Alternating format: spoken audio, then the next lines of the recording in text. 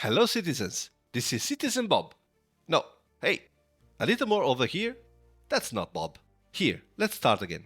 Hello, citizens. This is Citizen Bob. And today I'm taking you with me on what we can call the Grand Tour of Stanton. Pyro and the 4.0 are being released. First it was Evocati, then Evocati for everybody. Now is in preview. Then there will be the super preview, the demo version, and finally the live version.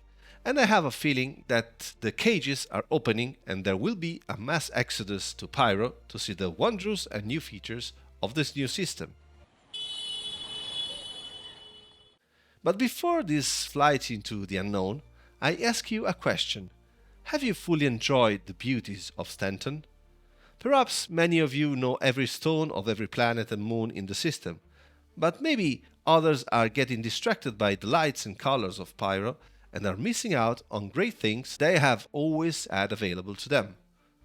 Before I leave Stanton, then, I want to celebrate the history and legends of this system with a grand tour that will take me around the entire system, touching almost every planet and moon, and showing for each one or more wonders that you absolutely must see before you go to Pyro. And in true Bob Explorer style, I will leave a Pico at each location visited. Try to follow in my footsteps and find the Pico Bobs left behind. If you find them, let me know. Let's start with a great classic that many of you will be familiar with, but given the season, it seemed an appropriate place to start this grand tour. We are in New Babage, right below the Aspire Grand residential building, and coming from the spaceport and following the Hyperloop tracks while staying low on the ground, you will find the entrance to this cave decorated for the holidays. Allow me to bring the appropriate Pico to this location to officially kick off the grand tour. Happy Luminalia to all then, and let the journey begin.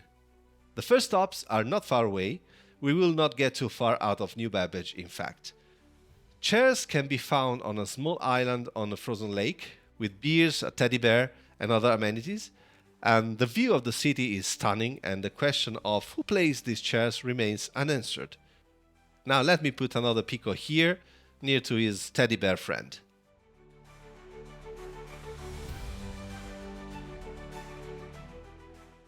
Now we move a little way up to the mountains beside the city to find this chilly but wonderful lookout. But on journeys such as these marvelous adventures, tragedy is always ready to strike. All it takes is a moment. Franco, the Pico I had chosen to live on this leg, is in danger and falling into the unknown. I set off in pursuit without thinking of the consequences, but luckily Franco is safe. The explorer's life is indeed full of powerful moments, but the journey can continue. Here are the other chairs, and here is another mystery. Where did these come from? Did they maybe plummet from a flying caterpillar? Who knows? We still have one more stop here at Microtech, but in fact it is a feature you will find in all celestial bodies. Go all the way to OM4, then descend as vertically as you can, as if to reach the west pole of the planet. And if you don't know what I'm talking about and wonder if I'm crazy talking about the West Pole, check out the other exploration video in which I find out something very peculiar about compass and magnetic poles in Stanton. I'll put the link in the description and here somewhere in the video. Maybe you've already noticed, but when you look into the ground, you can see the planet's joint, a real line that runs all the way across the surface of Microtech, as well as Hurston, for example, but I'm willing to bet it's on all the moons as well. Being a good explorer, as you can see, does not mean being a good photographer, so I experienced few minor inconveniences in taking the photo at Pico on the line. We set off again, leaving Microtech, to reach its moons, starting with Cleo.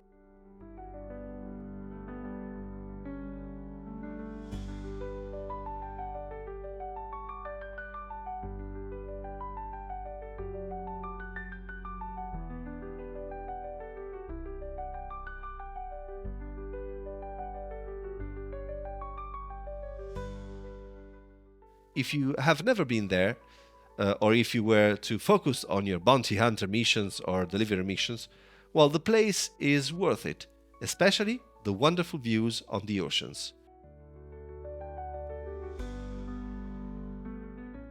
This is, as you can see, a typical landing for a bob like me, unstable, wobbling and prone to explosions. But let's bring Ginetto, the Pico I chose for Cleo, to a proper position.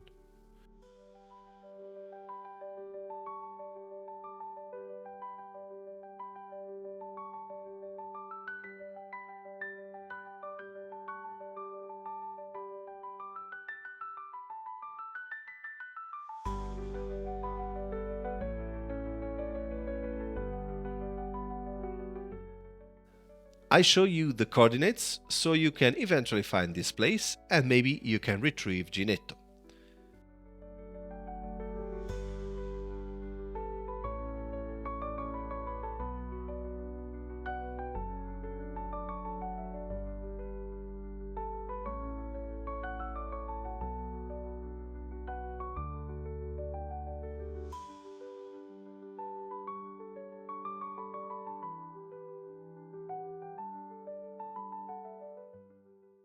We continue now to Calliope.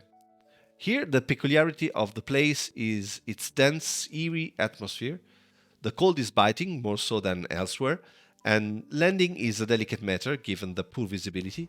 Nevertheless, this place has a sort of charm, macro maybe, mysterious, but it is worth a visit, if only to say that you've been here too.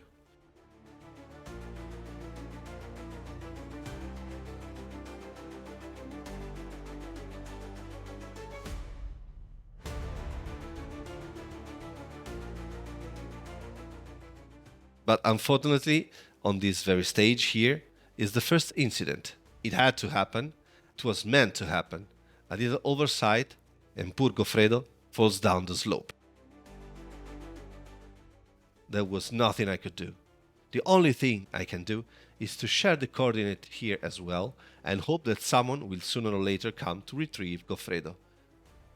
But life goes on, right? Let's move on.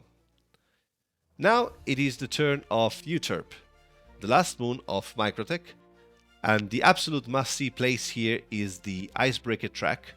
You can easily find it by accepting the race contract, so the marker shows up.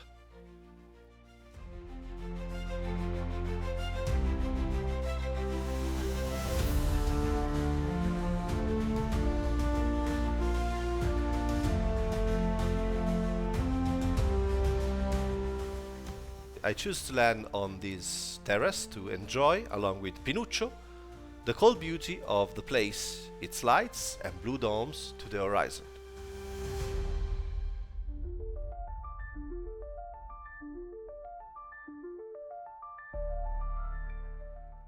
That is enough for this first day of the Grand Tour.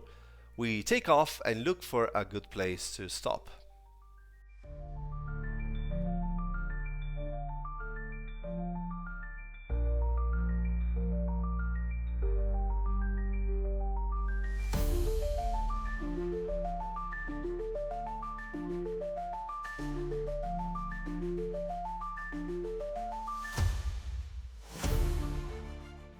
Okay, here will do.